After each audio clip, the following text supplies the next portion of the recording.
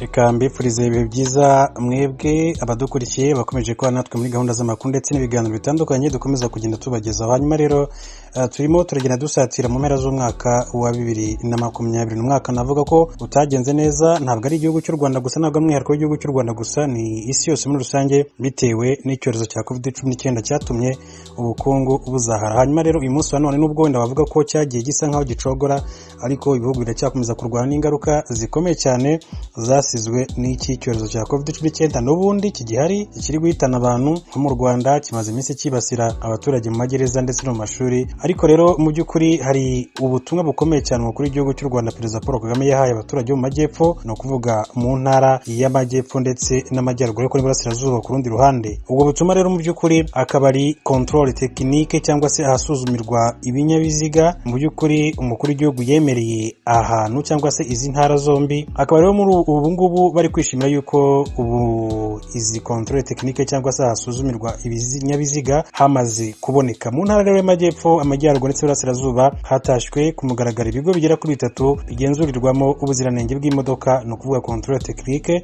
Perezida Paul Kagame yemereye abaturage ubwo yasuraga akarere ka Huye muri Gashyantare 2019. Ibyo bigo byose rero byatwaye amafaranga y'u Rwanda arenga miliyari 3, byatashywe ku mugaragaro kuri wa gatanu tariki 20 Ugushyingo 2020.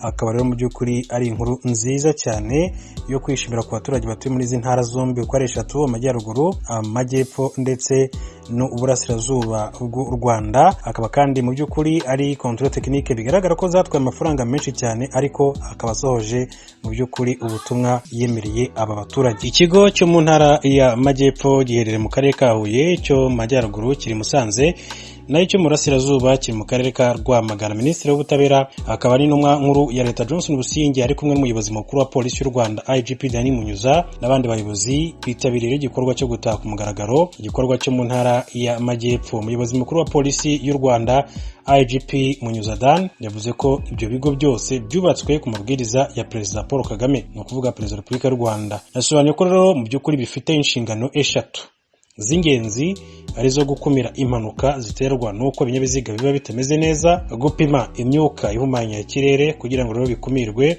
ndetse no gutanga ubujyanama batwara imodoka kugira ngo rero bakoreshe neza umuhanda. Yagize ati byose byakozwe mu rwego rwo kwegereza serivisi nziza abaturage. IGP Dan Munyuza yavuze ko ibyo bigo byose uko ari 3 buri kimwe gifite ubushobozi bwo kwakira imodoka 200 ku munsi kandi zigahabwa serivisi nziza. Ibyo bigo bije byunganira ikindi kimwe kiri mu mujyi wa Kigali gifite ubushobozi bwo kwakira imodoka zirenga 500 ku munsi. Bamwe mu bafite rero imodoka mu by'ukuri baganiriye na kimwe mu gitangazamakuru cyane mu Rwanda, bavuze ko bishimiye control technique bahawe kuko mbere bagorwaga no kujya gusuzumisha ibinyabiziga i Kigali. Mbonye umugenzi Dominique wo mu karere ka Musanze yagize ati gusuzumisha imodoka twagombaga kujya mu mujyi wa Kigali, hari nubwo umaraga iminsi igera kuri 3 utaragerwaho kubera ubwinshi bw'ibinyabiziga, ugasanga ukeneye aho kurara, kwitunga muri byose, ku buryo byadutwaraga ubushobozi buhanitse.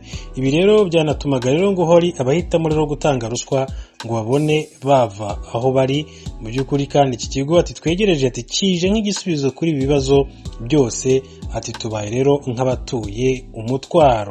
Niyo nsenga Peter Ismael wo mu karere ka Rwamagana nawe yagize ati byajyaga bitugora cyane kujyana imodoka mu mujyi wa Kigali, bakakurega ugataha ejo ugasubirayo, bakongera bakakwangira, ati nibura ati mu cyumweru ati twakoreshaga amafaranga 150, ariko ubu aha ni hafi cyane, ati bashobora no kukurega ugasubirayo ukayikoresha ugahita ugaruka nk'uko umuturage bivuze.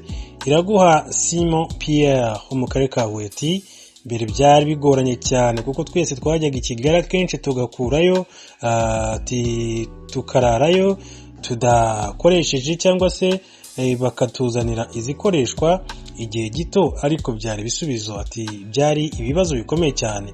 Ati turashimira rero umukuru w'igihugu mu by'ukuri weduhaye kuko bizadufasha cyane. Abafite rero mu by'ukuri imodoka bavuga ko nanone bagorwaga cyane no guhabwa gahunda y'igihe kirekire kugira ngo bajye gusuzumisha imodoka i Kigali, rimwe na rimwe bigatuma abatizera ubuziranenge bw'imodoka zabo. Minisitiri w'ubutabera akaba ari intumwa nkuru ya Leta Johnson Busingye yavuze ko ibyo bigo bigenzurirwamo ubuziranenge bw'imodoka byubatswe mu gihe kiri munsi y'imyaka 2 bityo hari isomo bitanga. Ati bitanga isomo ko imishinga minini twayikora kandi tukayishobora mu gihe gikwiriye itadindiye. Ati niba ibi bishoboka n'ibindi nabyo byashoboka. Yasabye rero abatwara ibinyabiziga gukoresha neza umuhanda birinda umuvuduko ukabije kandi abibutsa kubyaza umusaruro ibigo bigenzurirwamo ubuziranenge bw'imodoka bahawe. Yabasabye kandi kurenga myumvire kumva ko bazajya gusuzumisha ibinyabiziga byabo birinda ibihano biteganywa n'amategeko, ahubwo bakabikora barengera ubuzima bwabo n'ubw'abandi. Ati turenge iyo myumvire yo kujya gusuzumisha imodoka kuko biteganywa n'amategeko, ahubwo tubikore tugamije kurengera ubuzima bwacu. Controle technique rero yatashywe mu karere ka Huye ifite umwihariko ko iruta mu bunini izindi ebyiri z'i Musanze ndetse na Rwamagana, kuko yatwagera kuri miliyari 1.5 kandi zakira imodoka zituruka mu turere twose two mu ntara y'Amajyepfo n'utwo mu burengerazuba turimo Rusizi, Nyamasheke, Ngororero ndetse n'akarere ka Karongi.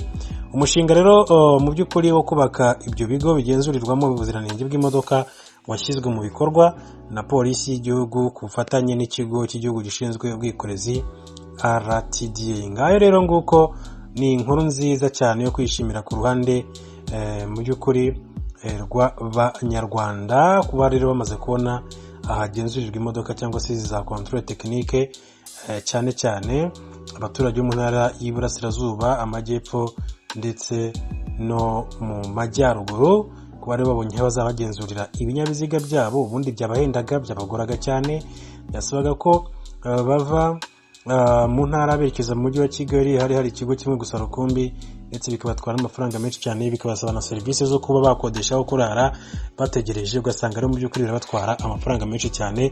Gusa rero ubu ngubu barishimira ko hari ikintu kigabanutse mu by'ukuri. Ni inkuru nziza rero, ni ubutumwa umukuru w'igihugu yemereye abaturage, akaba rero abusohoje mu gihe n'ubundi tugenda tugana mu mpera z'umwaka wa 2020.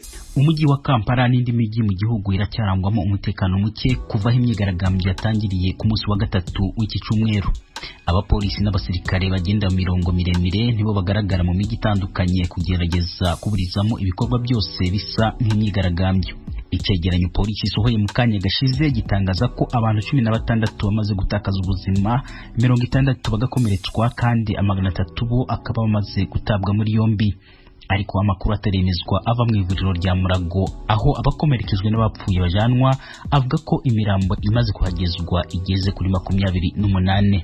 Imyigaragambyo ari gikomeza aho bwiriye, igipolisi n'abasirikare bagitana mu mitwe n'abigaragambya bacanye imiriro mu mihanda, polisi batera imyuka ijyana mu maso nabo bakayisubiza n'amabuye.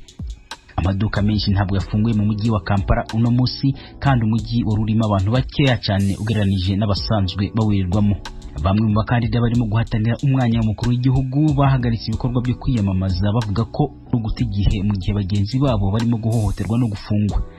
Generali Mugisha Muntu w'ishyaka ANT, Norbert Mao w'ishyaka DP hamwe na Generali Henry Tumukunde wiyamamaje ku giti cye batangaje ko babaye basubitse kwiyamamaza nk'uko Henry Tumukunde yabitangaje. First of all, express solidarity with our colleagues who are being outright. Ati icyambere no kwifatanya n'abagenzi bacu bafungwa bagahohoterwa. Nta kizere dufite gukomeza no kwiyamamaza kuko ikigaragara nuko ibirimo kuba ari ntaho bihuriye n'amatora. Abashinzwe umutekano babogamiye ku ruhande rw'ishyaka riri ku butegetsi berekanye ko bafite ubwoba kubera ubwinshi bw'abantu babonye bayoboka abatavuga rumwe n'ubutegetsi. Bityo ubu bwicanyi n'ihohotera ry'abantu barimo kubikora bahubutse kubera byabarenze. Ubwo rero tubaye duhagaritse ibikorwa byacu byo kwiyamamaza kugeza ubwo bagenzi bacu bazarekurirwa. Until our colleagues are released. Zivururu zatewe n'ifatwa rya Robert Kyagulanyi uzwi cyane ku izina ry'ubuhanzi rya Bobi Wine kandi akaba arimo kwiyamamariza umwanya mukuru w'igihugu, niryo inteko ishinga amategeko yibanzeho uno munsi. Abashinga amateka batandukanye bamaganye ibikorwa by'abashinzwe umutekano byo kwica abaturage barimo kwigaragambya, kandi perezida w'inteko Rebecca Kadaga yasabye inzego zishinzwe umutekano kutabogama. Imiryango iharanira uburenganzira bwa kiremwamuntu, abakuru b'amadini hamwe n'abayobozi b'ubwami bamaganye ibikorwa by'inzego zishinzwe umutekano. Nicholas Opio n'umunyamategeko ugenzura ibijyanye n'uburenganzira bwa kiremwamuntu. There's nothing democratic about what's happening. What is happening here is complete totalitarianism, not even autocracy. Ati nta kintu kimeze nka demokarasi kirimo kubera muri iki gihugu, ibirimo kuba birenze n'iby'ubutegetsi bw'igituza bukora. Noneho barimo kubyerura ko utavuze rumwe n'abari mu butegetsi udashobora kubona ubuhumekero. Perezida Museveni agomba kubazwa ibirimo kuba. Ntabwo ushobora kwica abantu kubera ko bahakanye ibikorwa by'abashinzwe umutekano bitarimo ubutabera. You cannot blame them for their reaction to an unjust process. Nyamara ariko nubwo inzego zitandukanye zamaganye uko abashinzwe umutekano bakoresheje ingufu zirenze mu guhagarika imyigaragambyo